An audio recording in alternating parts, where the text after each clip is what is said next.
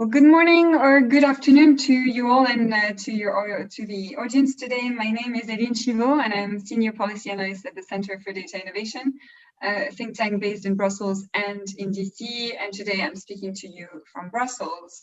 First of all, thank you for joining us to discuss today how AI can help people back to work.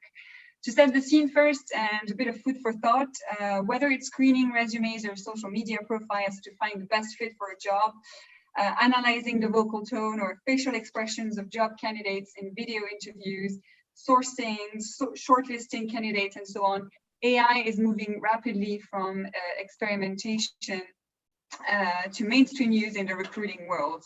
And these tools can enable companies to find qualified people for hard-to-fill positions, increase diversity in teams, and reduce bias in the hiring process. Today, the demand is to automate processes smartly, and the dominant theme in HR technology is AI for recruiting.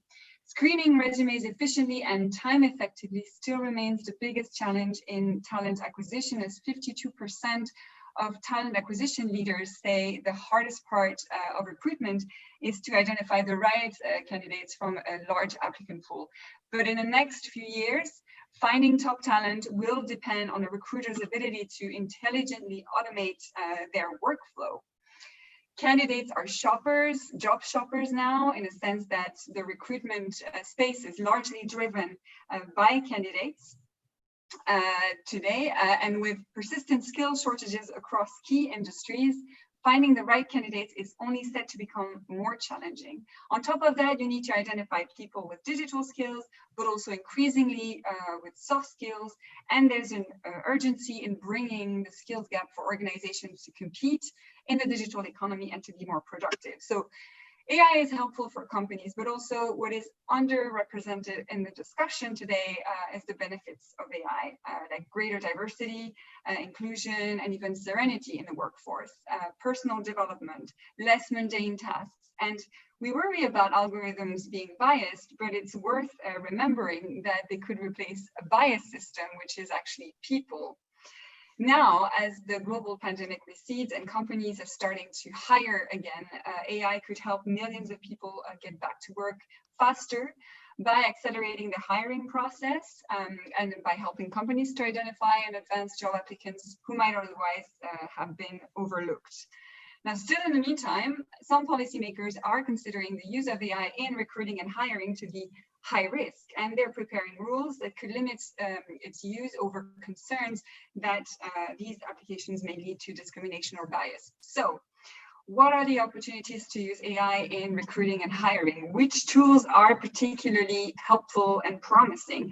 How can companies address concerns about discrimination and bias? And what are some of the policy proposals that could support the effective use of this technology? I will first introduce our guests before we dive into the conversation, and as there may be some time for Q&As from our attendees, hopefully as usual, please go to Slido as a participant, and you can join using the hashtag AI for Work to post your questions, and feel free to tweet as well using our handle and the hashtag Data Innovation. With me today to discuss this great topic, and thank you all for making some time, I'm very pleased to welcome Andrea Glorioso, a Principal Policy Officer, Future of Work at DigiConnect at the European Commission, Markelos Ziorinos, CEO at Brick, which is a talent assessment platform which you founded in Greece, which matches job profiles with candidates, and you're joining us from Athens today. Ben Muniz, founder and CEO of Fama.io. Fama uses machine learning and natural language processing to screen the digital presence of potential hires and current employees for indicators of risk, culture fit, and performance. And last but not least, Lindsay Zuluaga, Director of Data Science at HireVue. HireVue is a platform for virtual video interviewing, recruiting, and hiring. Now, this is a mouthful, what I just said, but I will just start with a first general question, and I will probably ask you, Lindsay. Perhaps you could give us some general comments and examples of how managers, in hiring and recruiters are using AI applications. What are some of the insights that you can share about how these tools have been moving, to mainstream use, and why is it particularly useful, and what are the benefits?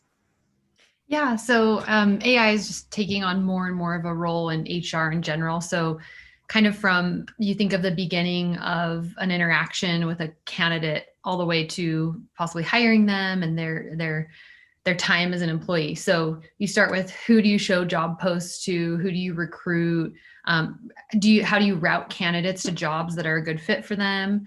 You can use it to in assessing candidates, onboarding, answering questions like about benefits, things like that. A lot of FAQ type things are a lot of chat bots are doing things like that.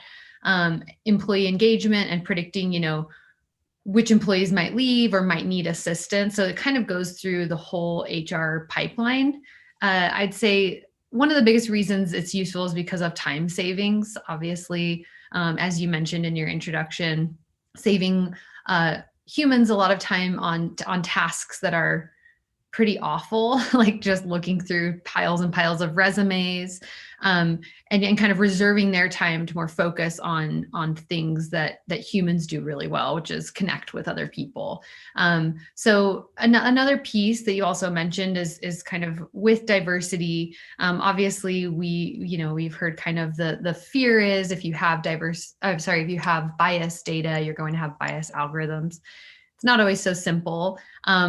First of all, kind of, standardizing the process leaves a lot of room for people who are traditionally underrepresented to be treated more fairly. So everyone gets asked the same questions, or everyone goes through the same kind of process. And that's been shown for a long time in the field of IO psychology to be really beneficial in hiring in particular. And then, as well as, kind of, when we use algorithms, we are able to measure outcomes in a much more clear way and look at data than we are with kind of the traditional processes that we have still hanging around. So human brains are kind of the ultimate black box, I always say, and why people make the decisions that they make is really difficult to understand. When we have the data and we can see, for example, change in diversity, like we've had several customers who have measured, Unilever is one of our big customers who said, when we started using these assessments, our incoming class of hires was 16% more diverse hires. So we can really see those outcomes and measure them, which is exciting. Thank you. That's so more employee engagement, time saving. It allows to look more at the data and gain some transparency and diversity within the team. Ben of Fama, perhaps you can comment on what you just heard and maybe complement what Lindsay said, and maybe explain a little bit more about how recruiters and hiring managers use your systems. Yeah, I think those are all great points and reflective of a lot of what we've learned deploying AI solutions into talent management. I think HR is a function that's a catch-all for a lot of organizations. I think anyone who's been in business for any period of time has heard the, oh, just give it to HR, like let's just throw it over the fence and have HR, talent acquisition, talent management handle it.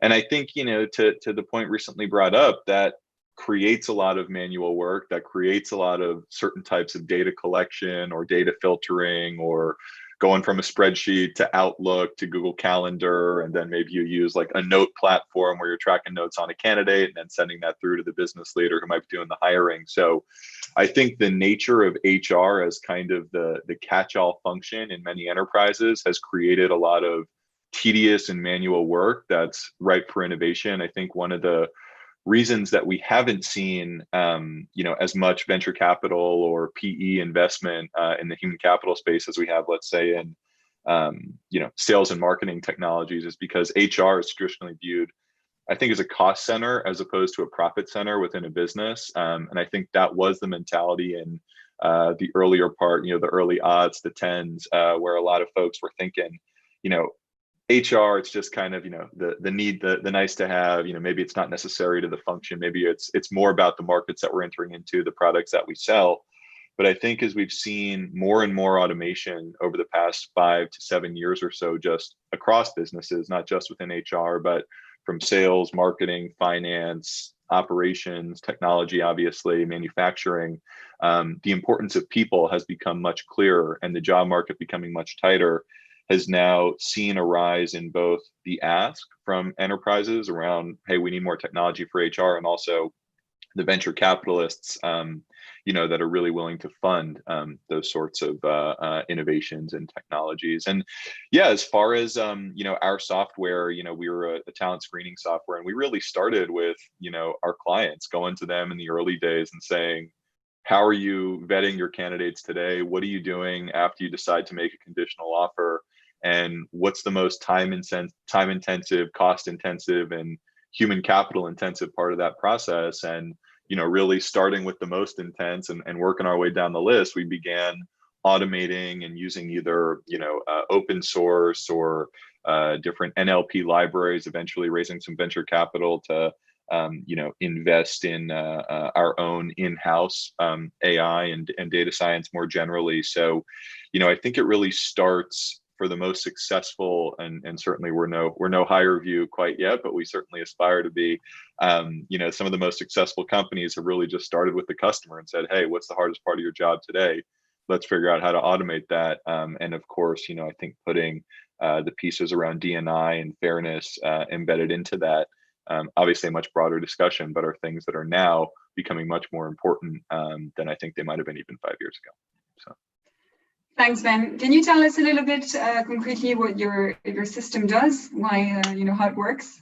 Yeah, sure. So we help businesses identify problematic behavior across new hires by analyzing publicly available online information. So similar to a background check, it's a consent-driven software that essentially allows a business. We don't score it. We made some very quick decisions early, I think, that have allowed us to grow as a business, but we don't score. We don't give a thumbs up or a thumbs down. It's not a recommendation or a yes or a no.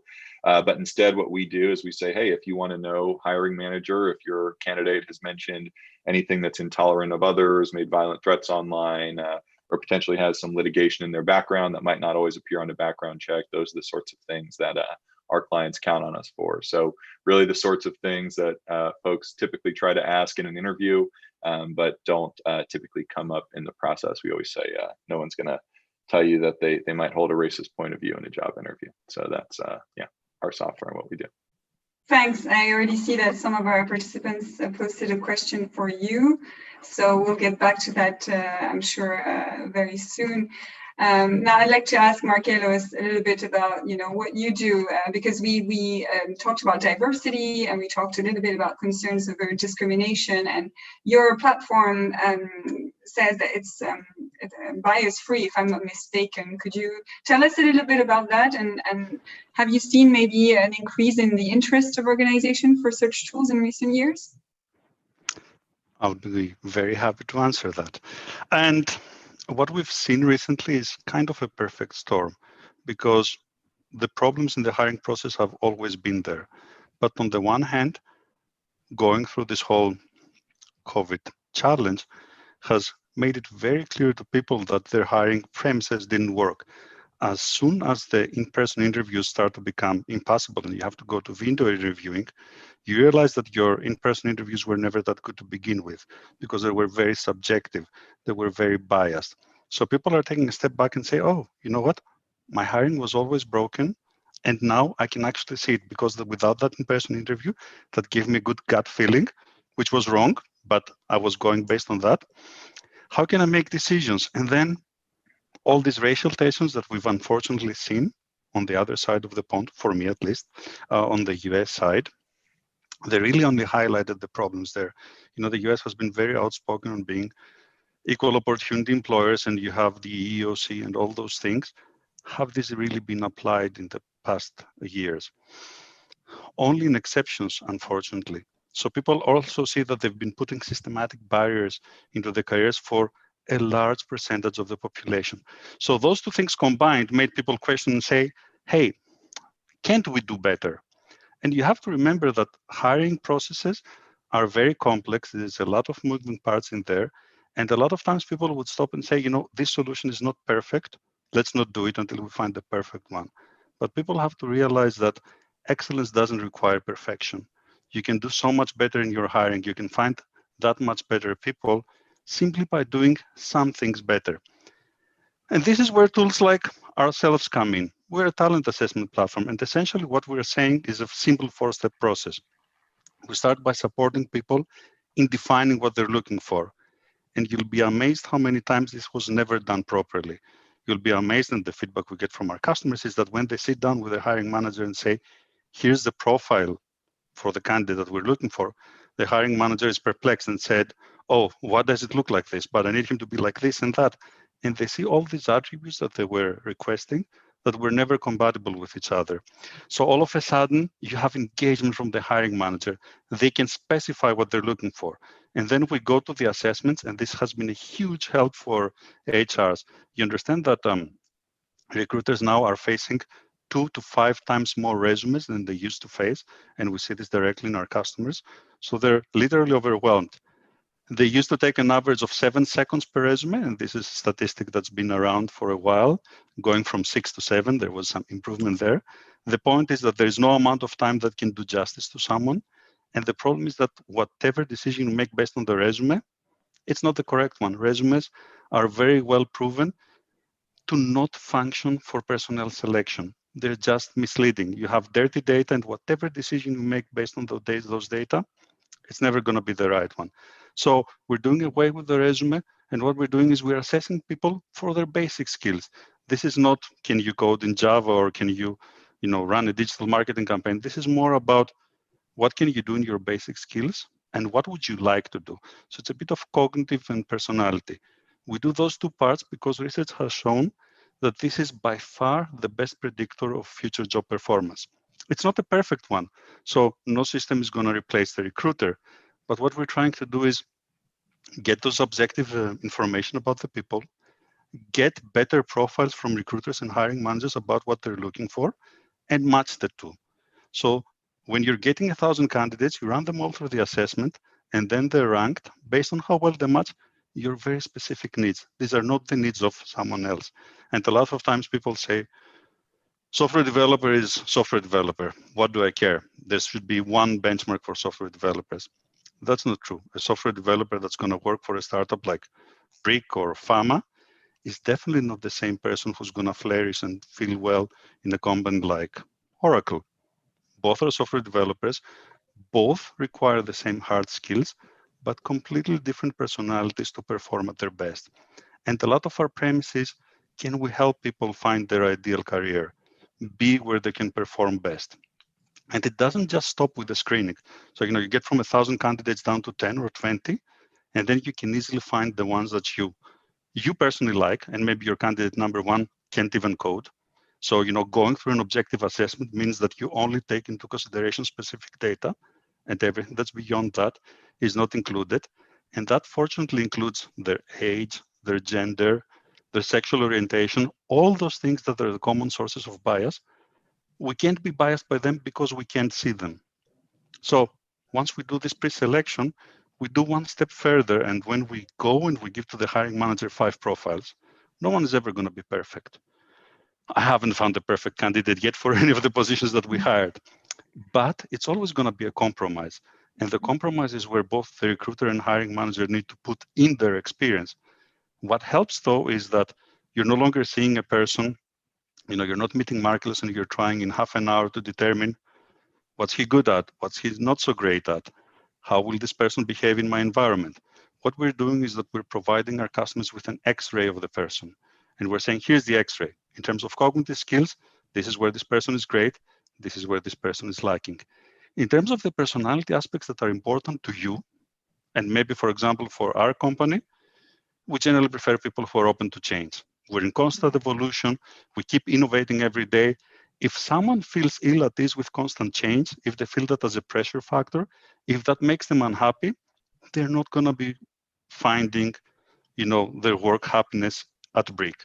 So we're helping with that. We're giving this X-ray to our customers, and then the hiring manager can go and immediately see this person is great. He's my number 1 or my number 5 choice. But here are 1, 2, 3 things that might be a concern. So let me ask them if they're a perfectionist, if they are, assertive, whatever it is that the specific person has the strengths and weaknesses. And we assist our hiring managers by giving them a set of interview questions so that they can immediately zoom into those areas that matter. They can still have the interview, but think about virtual interviews, how much better they are when you kind of have a roadmap. Here are the things that are important. I'll cover what I usually cover, but I also need to cover these areas. And these are simple things, right? This is not technology that has been invented now. But this goes back to what I've been telling about the perfect storm. The technology has been there, assessments have been there forever, but we had systems that were very complex, very cumbersome for the candidates, very expensive for the companies. And now you see this rise, this tide of HR startups, and I think you have some here, they all ride on the same premise. We can take this technology, we can take all the science that was out there, things that are proven, we don't need to innovate on uncertain terms, and we can translate this into tools that are finally easy to use for the average company. Well, thank you very much. Yeah, I think what's interesting, I mean, what you say everything is, but you mentioned how those assessments, kinds of systems that you're implementing, through them you can include more variables or other variables. So I think that's very, very helpful. Before I get to Andrea from the Commission's perspective, we're excited to hear from you. I wanted to get back to Lindsay, if that's all right, because I think it would be interesting to know, for HireVue, what are the challenges that you find are, still in applying AI in recruiting and hiring? And I think Marcellus mentioned how the machine cannot replace the recruiters and vice versa, but is there any stages that you think computers can outperform humans and humans outperform computers? Yeah, certainly. So I agree with a lot of what's been said, and obviously this high volume issue is such a problem. When I transitioned from academia to industry and I went to apply for jobs, I was very naive about how the whole thing worked. And I thought, like, I'm doing well in academia, so I'll be fine getting a job. And I just applied for jobs online and didn't really have any connections, and learned the hard way that, most people that apply for a job absolutely do not get seen by a human or evaluated in any way, really. There are so many applicants for every job that kind of this traditional thing that's been going on is you apply through a giant ATS system, and then randomly certain people are evaluated and others are just randomly ignored. So I do think that is one of the biggest pain points of hiring today. You don't live in a small town where you just look in the newspaper and apply for a job, or go down there and hand the manager your application. We are globalized, and every job has a flood of applicants. So that's a big pain point. I do think as far as, as challenges, so those a lot of that is speaking to the challenges of our customers, and my experience speaking to the challenges of the candidate as well, which I think is really kind of more and more becoming a part of the conversation. My experience personally is very motivating to me to work in this field because I had such an awful experience. And I think a lot of people don't realize that. And one of our challenges as a company is kind of dealing with misconception or fear around the use of the technology. I liked what you said, Marcellus, about, this isn't totally new. Assessment has been around for a really long time, and job interviewing has been around for a really long time. In the US, we have laws around hiring, and the EEOC, which is old and I think needs to be updated, because there's a lot of really great research coming out about algorithmic fairness and different notions of, not even with algorithms, but just how do you define fairness and what does that mean? That's actually really complicated. But I think, we do have regulation in terms of hiring, and I think a lot of people don't realize that. Also, the field of industrial organizational psychology has been around for decades, and they've been working on assessing people and making sure they're doing that in a fair way and trying to increase diversity. So a lot of what we're doing is a new medium of doing something that's been around for a really long time, which is trying to understand people's skills and competencies and things like cognitive ability, kind of what jobs would be a good match for them. And I think sometimes that is seen, can be seen negatively, because it's this idea that, oh, you're just trying to save companies time and money and they're not treating people as human beings. But I firmly believe it's really important for the candidate as well. You don't want to waste your time applying for jobs that you're not qualified for, or just waiting to hear back and never hearing back, or going through a process where you have to upload your resume and then you have to re-enter everything that's already in your resume. So these are the kinds of broken systems that we're replacing. And I think that it's really beneficial for everyone involved. Thank you very much for all these insights. Been taking notes. Now let's ask Andrea for the policy perspective. So I'm sure you have some comments to make on what you've just heard, and I'd be very happy to hear your thoughts on that. But at some point, it would be very interesting to consider what has been said. So there's, in the sense that, you know, you've heard AI tools are useful, they're increasingly used. They can address pain points that Europe is struggling with, like the skills shortage. Many other economies are struggling with that. At the same time, there's an apprehension using the tool, I hear.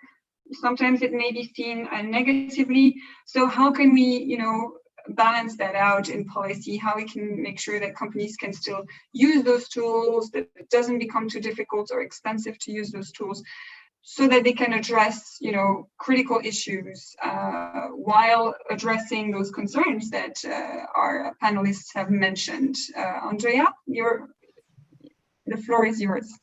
Thank you, Aline, and thank you for having me. And first of all, I want to say I found the presentations so far really very, very interesting, and I'm personally very happy to hear that there are so many bright minds and interesting companies working on what is indeed a difficult issue for everybody. The hiring process, the skills mismatch, the difficulty of finding the right candidate. I have to admit, I mean, I like all the presentations. I was particularly touched because I went through similar experiences by what Lindsay really underlined. There is a personal dimension to all of this. Finding a job can be an extremely tiresome and psychologically, I wouldn't say devastating, but it can be a pretty hard experience. So whatever tool we can collectively find through artificial intelligence or through other technologies to make it easier for everybody to do what ultimately we all want to do, which is to create more and better jobs for everybody. And we welcome that. I personally welcome that, and the Commission welcomes it. I think it's also very important to point out that, because I wouldn't like the discussion to start on the wrong foot, so to speak, the European Commission fully supports the development of AI technologies. That should not be under debate or under discussion. We, in fact, regret very much that there is clearly an underinvestment, both on the public and the private side in Europe, into AI technologies. The numbers have got a bit better from this point of view, but we're still lagging behind other parts of the world, and we identify this as a clear issue. I would also like to underline, because I agree with that, we should not fall prey of technophobia. And it is correct that a lot of the issues, not a lot, but some of the issues that people are raising today, concerns that people are raising today in terms of the use of artificial intelligence or similar technology in the hiring process, including possible bias, including lack of transparency and all of this stuff, it's nothing new. We know very well that these things existed before. But I think the key, and whether we like it or not, it's something that we really do need collectively, in my opinion, to put more at the forefront of our discussions. And I'm not sure that is entirely happening, present excluded, but looking more broadly, I'm not sure that's happening entirely, is the fact that the problems that we are talking about, bias, discrimination, lack of transparency, yes, they existed, but we are accustomed to the ways in which we try to address them, through law, through tribunals, through industrial relations, unions, business unions, labor unions. Nothing of this, as somebody has said, nothing of this is particularly new. It's the history of the 19th, 20th, and now the 21st century. Once you start to enter into the equation these new technologies, which are not super new, to be honest, if you know a little bit about the history of artificial intelligence, but in the mind of many people, they are very new. I think it's a fair question to ask, how does the way in which we address the previous issues, how does this technology impact that? Because while it is true that the lack of transparency was present also in previous hiring processes, but perhaps not the perfect way to solve it, but we knew how to address those. You go to juge de la paix, you go to a labor tribunal, you call your unions. If this transparency is introduced by a machine or by an automated process, what do? What are your means of recourse? Do you even know, as a potential employee, as a candidate, do you even know that that is happening? What is it that you should be looking for if you suspect that there might be some bias? So I think that the point I'm trying to make here is we should not make this debate confrontational.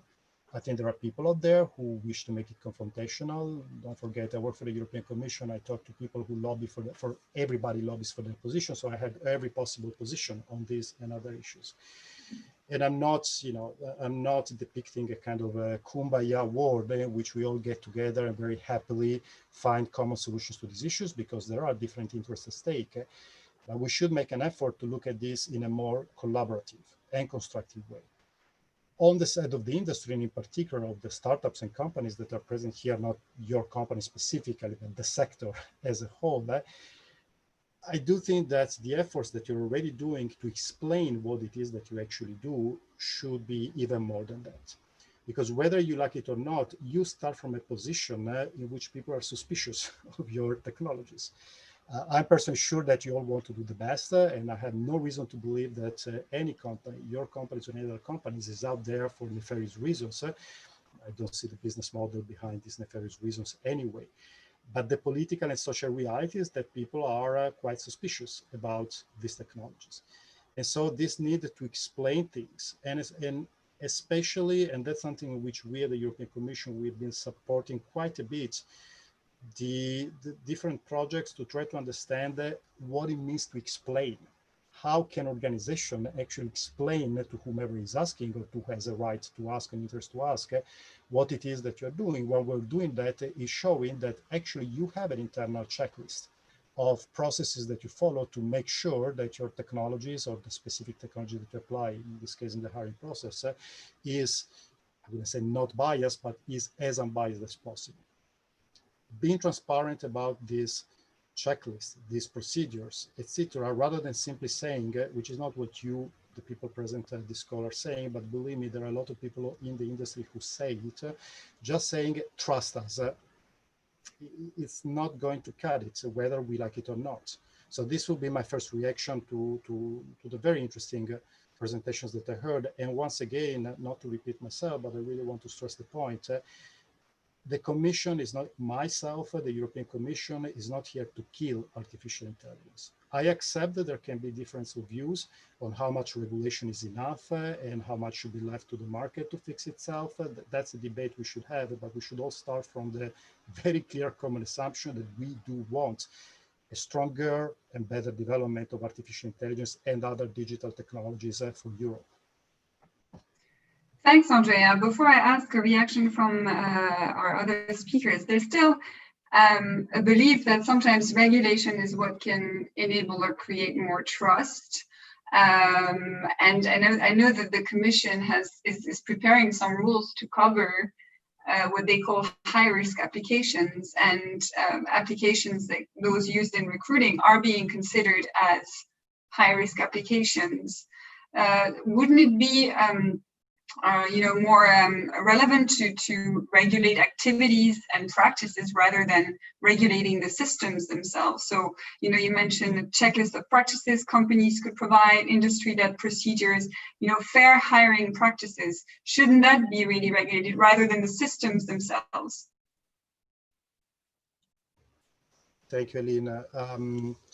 I knew you would ask about high-risk applications, so I actually prepared myself and I checked what we say about high-risk applications. And allow me to clarify one point. First of all, we do not yet have regulation, specific regulation in AI in the European Union. We are indeed working on some form of a slightly more regulatory approach that we have done so far. And part of that is indeed focusing on high-risk activities related to artificial intelligence. And there it's important to keep in mind that the reflection so far has been that in order to be qualified as high risk, an AI-related activity has to, first of all, take place in a sector which, given the nature of the activities which are typically undertaken in that sector, presents potential significant risk. So there are entire sectors of the economy which probably are not going to be even considered, in which AI is used, but which are not going to be considered.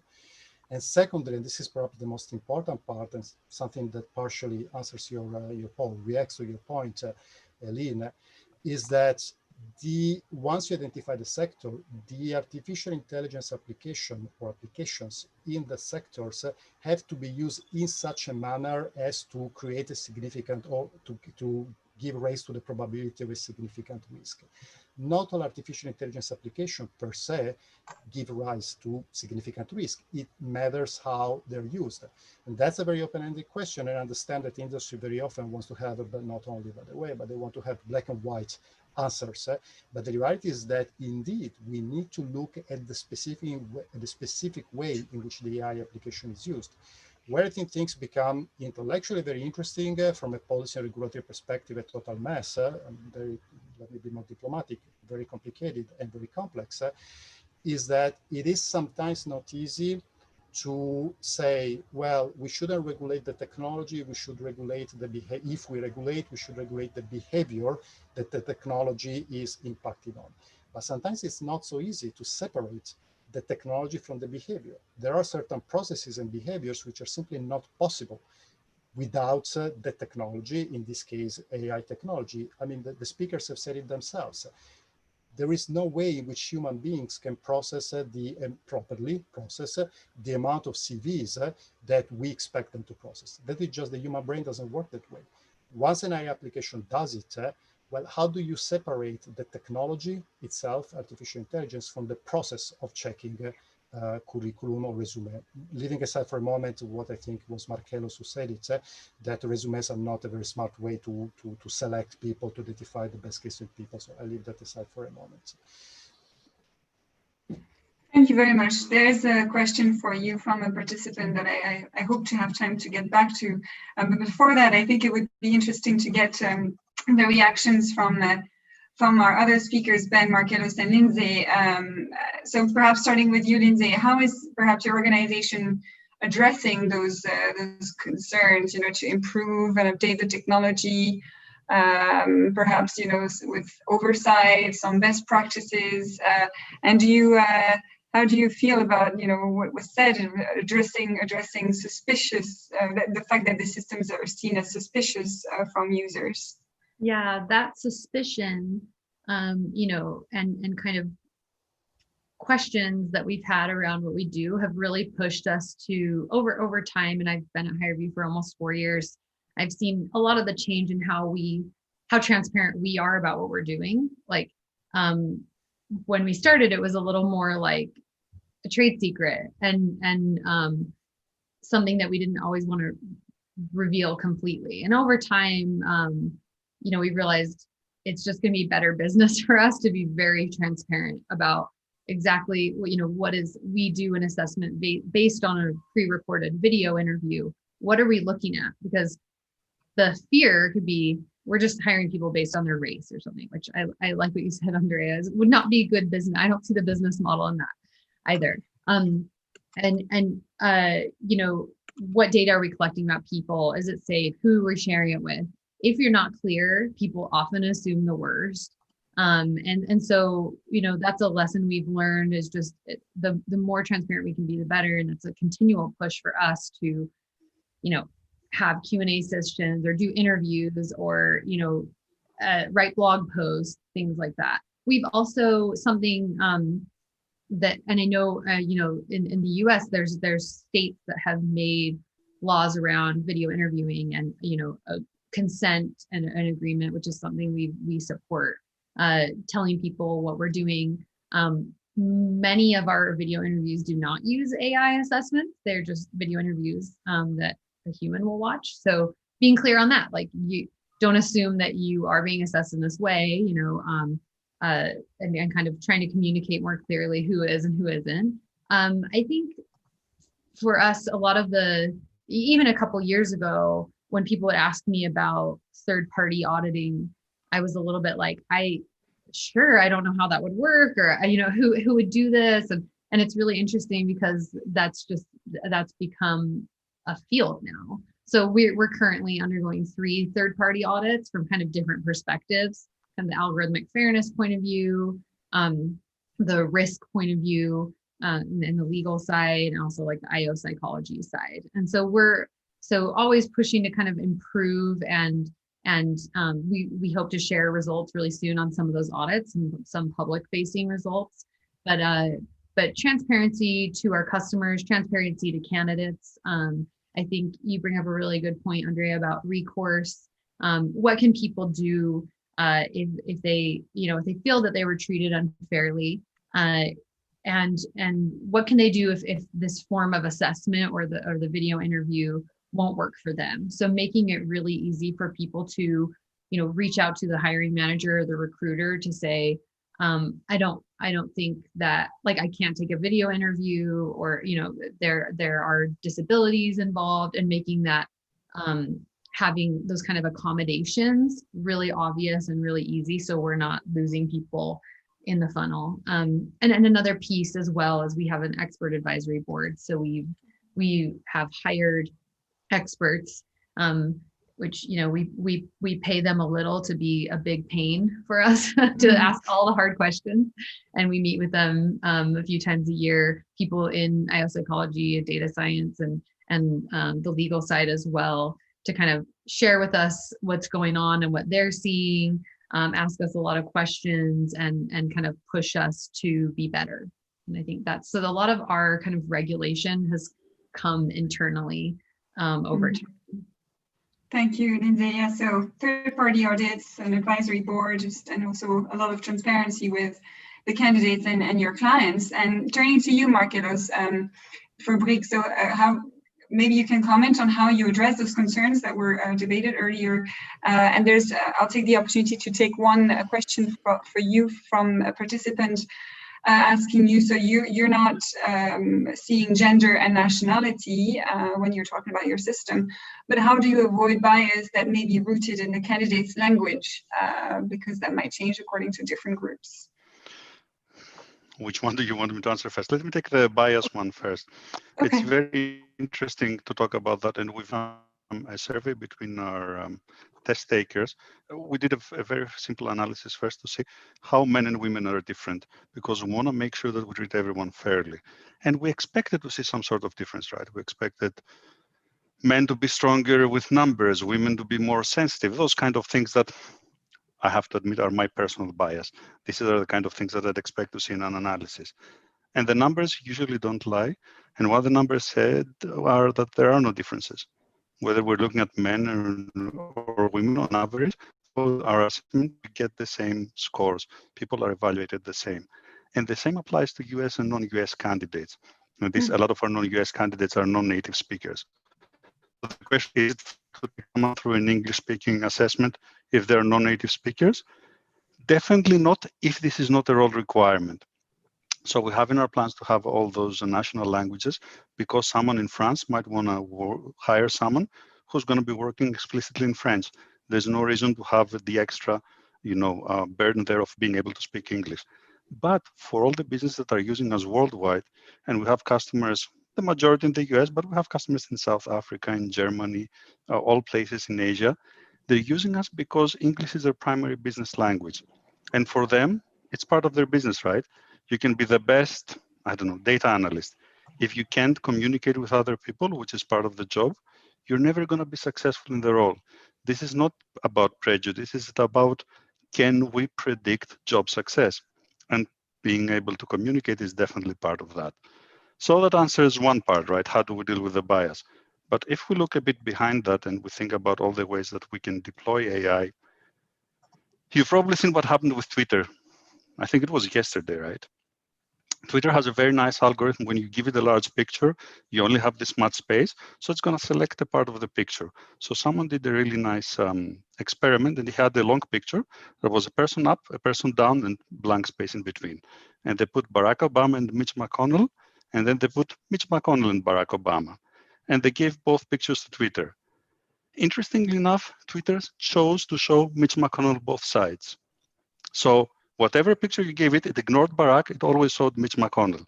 Now, invariantly, they had audited their algorithm for bias, and what they ended up with is a biased algorithm. They're not sure how, they're not sure why, and this is the problem with AI implementations that follow this black box principle. If I put something in and something comes out and I have to trust the system, how did the system make the decision? It's really hard to tell. There was another research on AI with pictures of horses, and they were giving training a system with pictures of horses, and then they tried to do an analysis, go into that explainability field, on how the system recognized horses. Turns out that the system was recognized horses by the byline. If it was from a specific photographer, it said, it's a picture of a horse. As soon as they took that line away, there were no more horses there. These are the kind of problems that you can have with AI. This does not mean that AI doesn't work. What it means for us and what we're doing in our implementations is that we want to have AI-assisted decisions, not AI-made decisions. What this means is that it's like having an assistant.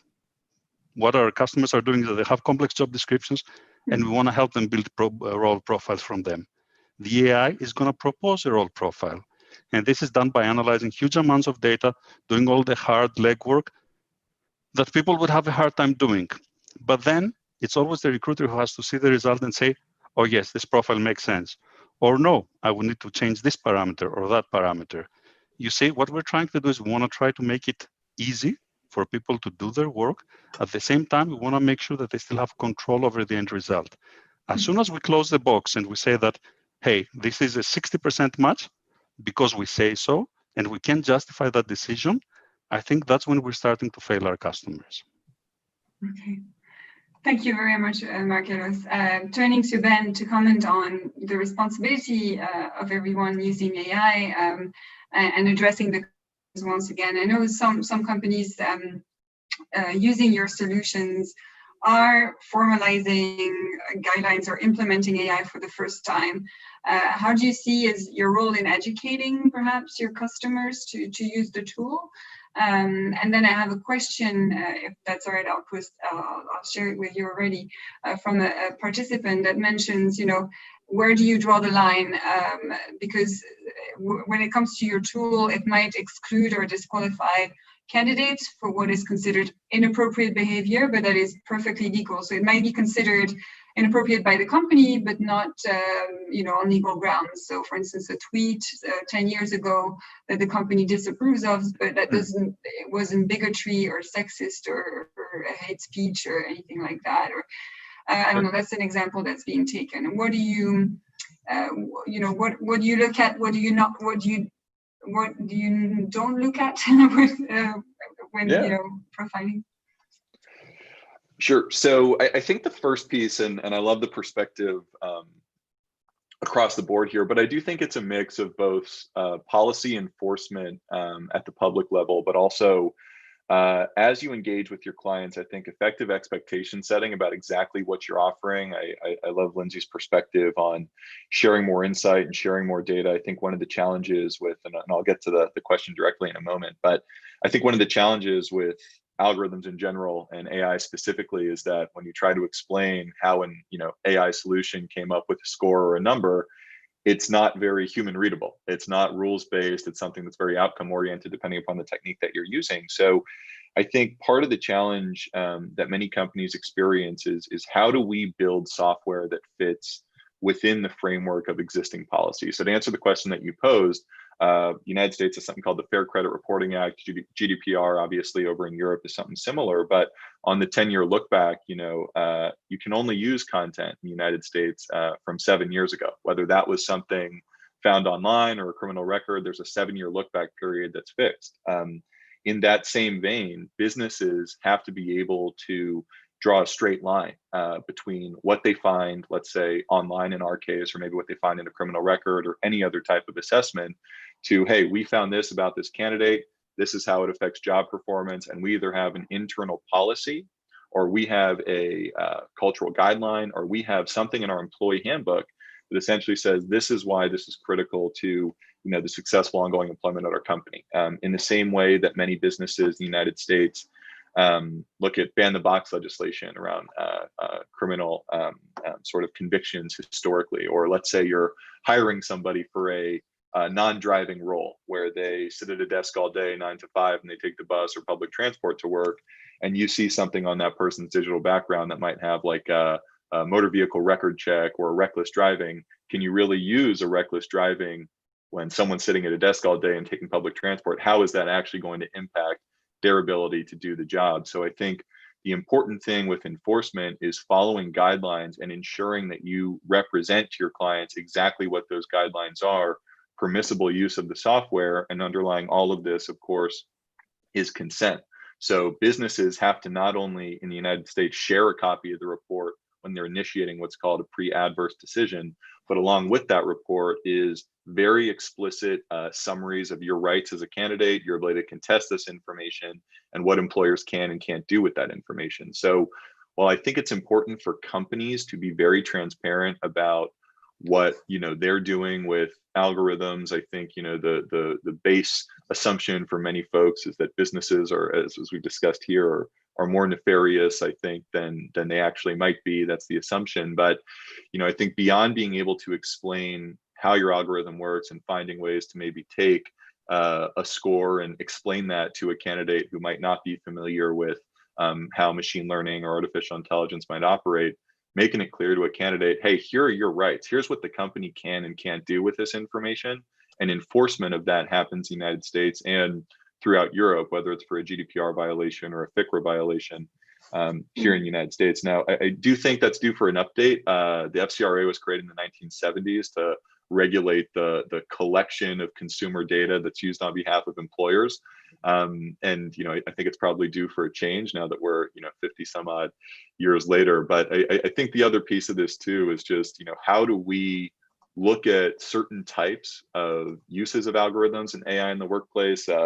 Some folks might remember when you used to use lie detector tests when you were applying for a job many years ago. So there have been changes in how we hire, there have been changes in how we vet and how we screen that we've collectively, and while I'll speak for Americans, our legislators aren't great at agreeing on stuff these days, but certainly finding ways to look at policy and make that policy clear to the consumer and to the candidate, while also ensuring that the relationship that you have with your customers makes it explicitly clear, here's what you can use this software for, and here's what you can't use it for, and also putting internal safeguards inside of the application, that allow you to say you can't screen for religion in our software or gender, for example. So you couldn't look at someone's reference to certain type of view on a policy or political affiliation or disability. So there are certain things companies can do to kind of hardwire and monitor. I think advisory groups and third-party audits are a good way to continue to kind of, I would say, grow and expand, but also pare back, I think, at times, certain types of algorithmic uses in the world of AI. But I think it's really a mix of private sector responsibility and the public sector enforcement of certain types of policies that exist today for this very reason, and maybe translated a bit for the modern day era. Thanks, that's very insightful, and thanks for really being concise. We do have a few minutes left before I do a last round to collect some of your thoughts on the final aspect. I told you, Andrea, that a participant had a question to you, and I think it's quite provocative, but I still ask. So you mentioned how people are suspicious of AI and HR technologies. The question goes, isn't that because policymakers say that these technologies are risky? So maybe, I think the idea is to say, in order to get trust and to make sure these technologies are adopted, should we, stop using maybe a negative narrative around technologies? I think the question is a fair one in principle, because there is obviously a feedback loop between we should define what we mean by policymakers, etc. But the point is, in principle, I agree with the point. Where I'm a bit unclear is that, to be very honest, with very few exceptions, I do not see policymakers being particularly negative about technology. We also need to be clear again on the terms, because if saying we cannot just leave it to the market to solve every possible issue out there, and we cannot just leave it to tech companies to address all of humanity's problems. If that is being negative, well, then yes, policymakers are negative. But that's not what I hear, to be very honest. In fact, if you ask me, but this is a personal view, I think policymakers are even sometimes a bit too much naive about the actual function, the actual role of technology in addressing these issues. Naive in the sense, I think that policymakers often, including the European Commission, maybe not often, but sometimes we overestimate the speed at which technology can actually address social and economic and policy issues that take much longer to be addressed. If I look at AI, I mean, I honestly cannot see, maybe I'm biased. Surely I am biased. I work where I work, but I'm also very critical internally in what we do. People in the Commission know me for that. I don't see that we are having a particularly negative approach to artificial intelligence. At the end of the day, though, and this goes a bit beyond the topic of this panel, but if I can respond a little bit provocatively myself, I mean, we have been debating for the past few years about the impact that fake news, just to make an example, which are vehicled on social networks, and I'm not going to name names, the impact that this can have on real people's lives. So if we want to have a debate about the positive or negative impact of technology, then we have to look at the whole gamut of activities that technologies can favor or not. It is in this sense that I'm just saying, maybe if I can reformulate a little bit what I said at the beginning, if we had this panel 20 years ago, where everybody was crazy about the huge positive potentials of technology, I was there. Maybe some of the people in this panel were there as well. And I remember very well those days. Technology would have solved everything. The internet would have fixed every single problem of humanity.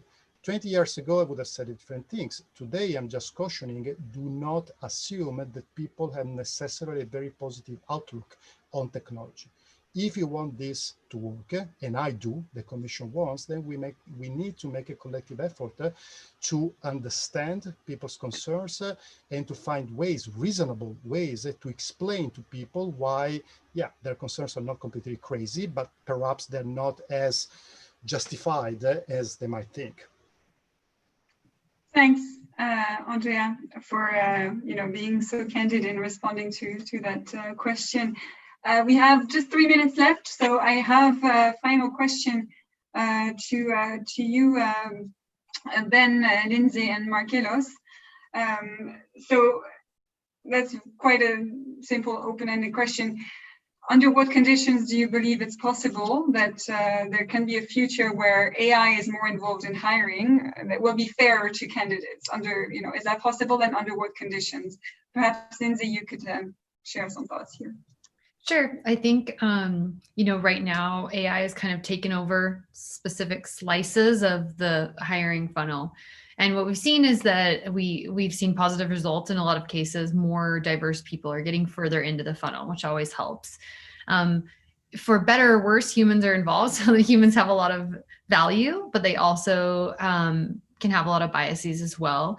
I think for me, I think these conversations are really important. And what you said, Andrea, I loved about just having everyone's input and having, stakeholders kind of give their concerns. And I think, one concern is kind of, are humans out of this process, or would this be done without a human? And I think we just have to move slowly. If we do end up getting there, there are a lot of really high volume positions with really high turnover where that might make sense that a human is not involved. Like, we can put you through some kind of assessment and we ask you questions and you chat with a chat bot, and okay, can you come in tomorrow morning? If, and that would definitely be a benefit in a lot of areas. So I think it's kind of approaching it from, where it makes sense and moving at a pace that makes sense, where you're not going to have, where you're not going to have like a lack of transparency or confusion or a negative reaction around it. But I do think, yes, to answer your question, that it is possible that there will be situations where humans are not involved in hiring. Great. Markelos, please be brief. I think it was William Gibson who said that the future is here. It's just not widely distributed yet. And this is what we're actually seeing. I'll have to agree with most of what Lindsay said. We already see spot instances where that works very well. And as time progresses, as our customers are experiencing every day, hey, I can do this part better. Can I expand this technology? Can I use it in more places? As they get familiar with it, this is going to lead to more widespread adoption. So we know how to do it. It's about getting it right. So it's no longer about how do we solve this big problem. It's about how do we execute correctly? How do we put in all the checks and balances in those systems so that everybody feels comfortable with them? And the same principles apply whether you're hiring by hand, you're screening resumes, or you're using fabulous technology like Brick. They should be judged on their same merits. So yes, we need legislation. The legislation needs to address the end goal, which is, can we give people equal opportunities? Can we make sure that we make this a process that works for everyone and not just for parts of it? And I think that a lot of us are doing great steps in that direction. So sometimes I think it's a question of when, not if. And it's not in the near future. It doesn't have to be in 2 years. But you know what? We're making strides every year. And every year people are excited and elated by the results that they're getting from our platform, because they're not only doing less, they're creating better teams, they're creating better companies. And this is how you can win the war on talent. Thank you, Marcellus. Ben, any final thoughts before I let you all go? I'll end with a slightly contrarian point. I think no, I don't think there will ever be a scenario where people are not involved in the hiring process. I think there are many functions that fall into hiring. It is a catch-all term, but HR, talent acquisition, from the folks I've gotten to know over the years, it's a highly specialized, learned skill, and understanding what makes your organization tick, I think, is something that you can't teach an algorithm based on outcomes, how to accomplish on its own. But I certainly think that it'll allow more HR and talent acquisition professionals to focus on the toss-ups, the one-off, the intuition and acting upon that intuition. But I think people will always be involved because they're hiring people, and while we all might look similar, we're all very different. So. Thank you so much, everyone. It's the end of our panel. Of course, there were some questions left unaddressed, such as, we're in a pandemic still. What kind of role will there be for those AI tools? But thank you once again for the time that you've made to join us. And thank you to our participants for once again. We will be sharing the video and the recap of the event. And we will also see you again in October, on October 14th, on a different topic. How will quantum computing shape the future of AI? Thank you all, and have a great day ahead or good evening, depending on where you are. I'll see you soon. Thank you so much.